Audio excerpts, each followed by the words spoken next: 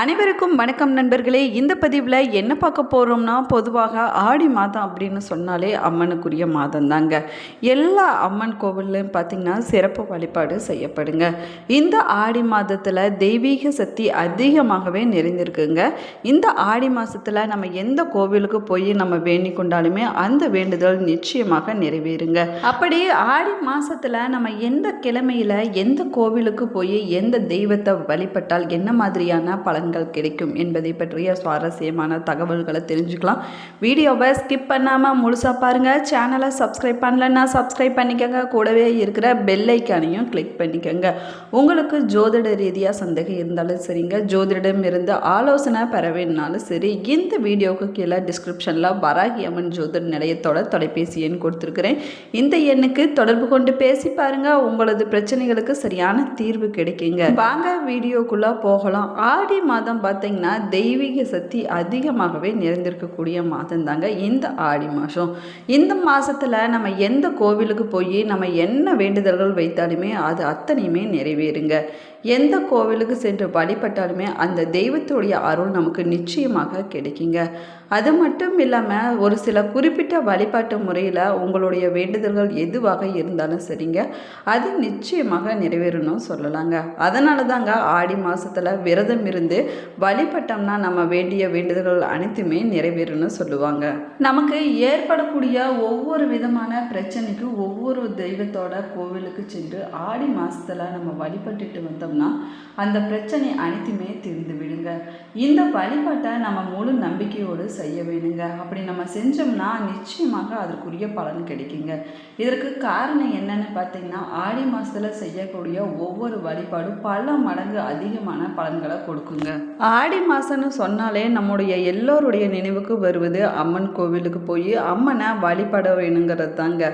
ஆனால் ஆடி மாதம் அம்மன் மாதம் என்பதால் அம்மன் கோவிலுக்கு மட்டும்தான் செல்ல வேணுங்கிறதெல்லாம் இல்லைங்க. நம்முடைய வாழ்க்கையில் இருக்கக்கூடிய பல விதமான பிரச்சனைகள் தீர்வதற்கு ஏற்ற மாதமாக இந்த ஆடி மாதம் சொல்லப்படுதுங்க. ஆனால் ஆடி மாதம் நமக்கு என்ன பிரச்சனை தீர வேணுமோ அதற்குரிய கோவிலுக்கு சென்று குறிப்பிட்ட முறையில் நம்ம வழிபாடு செஞ்சோம்னா நம்முடைய பிரச்சனைகள் அனைத்துமே நிச்சயமாக தீர்ந்து விடணும் சொல்லலாங்க. நம்ம ஆடி மாதத்தில் எந்த கோவிலுக்கு வேணாலும் போய் எந்த தெய்வத்தை வேணும்னாலும் வழிபடலாங்க. அதில் தவறு ஒன்றும் கிடையாதுங்க. ஆனால் எந்த தெய்வத்தோட கோவிலுக்கு எந்த கிழமையில் போனோம்னா அந்த தெய்வத்தை என்ன மந்திரம் சொல்லி வழிபட்டோம்னா நம்முடைய பிரச்சனைகள் தீரும், நமக்கு சிறப்பான பலன்கள் கிடைக்கும் என்பதை தெரிந்து கொண்டு ஆடி மாதத்தில் சென்று வழிபாடு செய்ய வேணுங்க. ஆடி மாதத்தில் எந்த பிரச்சனை தீர எந்த தெய்வ கோவிலுக்கு செல்ல வேணும் என்பதை பற்றி பார்க்கலாம் வாங்க. கோவிலுக்கு காலை 6 மணி முதல் 8 மணிக்குள்ளான நேரத்தில் மட்டுமே சென்று வழிபட வேணுங்க. ஆடி மாதத்தில் அம்மன் கோவில் மட்டும் இல்லைங்க, நம்ம எந்த கோவிலுக்கு போய் நம்ம வேண்டினாலும் சரிங்க, காலை பொழுதில் வேண்டுவது சிறப்பான பலன்களை கொடுக்கணும்னு சொல்லலாங்க.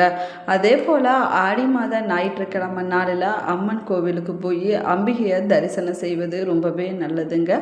அதற்கு பிறகு ஓம் சக்தி என அன்னையுடைய மந்திரத்தை சொன்னபடியே 11 முறை அம்மனுடைய சன்னிதானத்தில் வர வேணுங்க.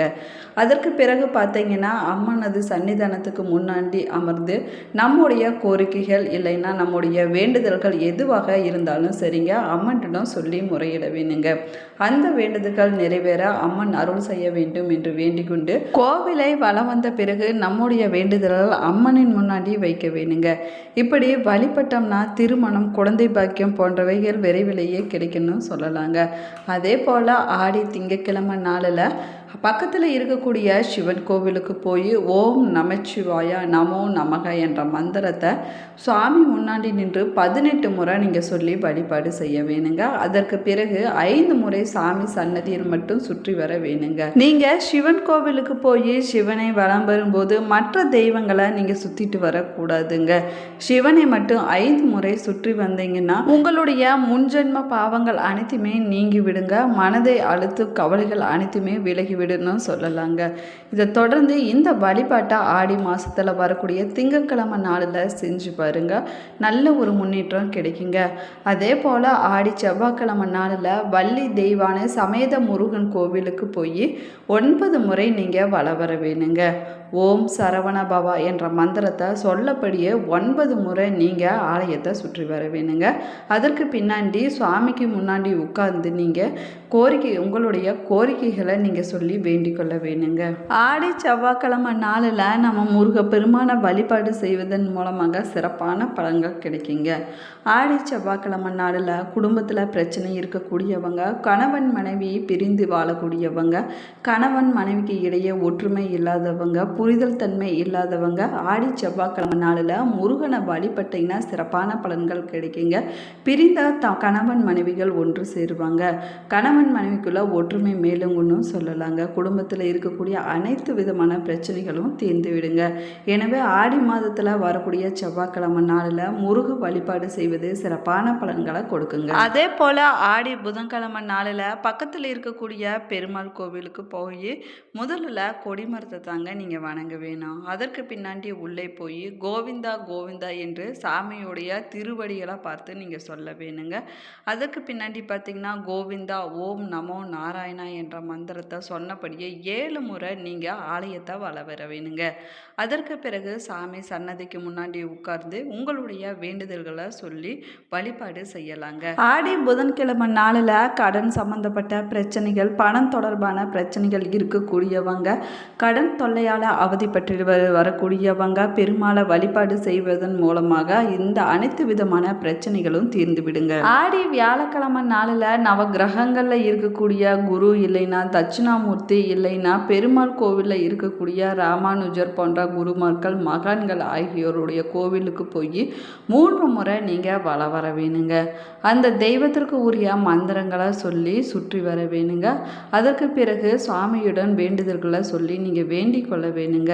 இப்படி நீங்கள் வழிபட்டுட்டு வந்தீங்கன்னா குழந்தைகள் படிப்பில் நல்ல ஒரு முன்னேற்றம் கிடைக்குங்க. அவர்களுடைய நினைவாற்றல் அதிகரிக்குங்க. வாழ்க்கை சிறப்பாக அமையுங்க. பொதுவாகவே வெள்ளிக்கிழமைன்னு சொன்னாலே மங்களகரமான நாளாகுங்க.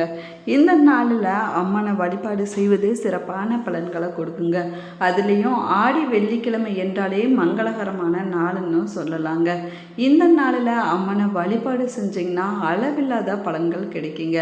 பணம் மற்றும் மன நிம்மதி வேண்டுபவங்க ஆடி வெள்ளிக்கிழமை நாளில் மகாலட்சுமி கோவிலுக்கு போய் நீங்கள் வழிபாடு செய்வது ரொம்பவே நல்லதுங்க. நீங்கள் மகாலட்சுமி கோவிலுக்கு போய் ஓம் நமோ மகாலட்சுமியே நமக என்ற மந்திரத்தை சொன்னபடியே 3 முறை நீங்கள் ஆலயத்தை சுற்றி வர வேணுங்க. அதற்கு பிறகு மகாலட்சுமியுடைய பாதங்களை பார்த்து நம்முடைய கோரிக்கைகளை சொல்லி மகாலட்சுமி தாயை நீங்கள் வழிபடலாங்க. இப்படி நீங்கள் வழிபடுவதன் மூலமாக அளவில்லாத நன்மைகள் கிடைக்குங்க.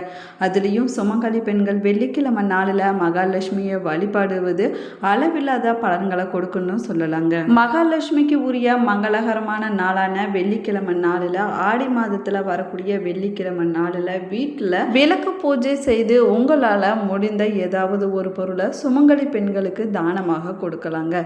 இப்படி செய்வது அளவில்லாத பலன்களை கொடுக்கணும்னு சொல்லலாங்க. மகாலட்சுமியுடைய அருள் உங்களுக்கு பரிபூர்ணமாக கிடைக்குங்க. அதே போல் ஆடி மாதத்தில் வரக்கூடிய சனிக்கிழமை நாளில் நீங்கள் சனி பகவானை வழிபாடு செய்வது சிறப்பான பலன்களை கொடுக்குங்க.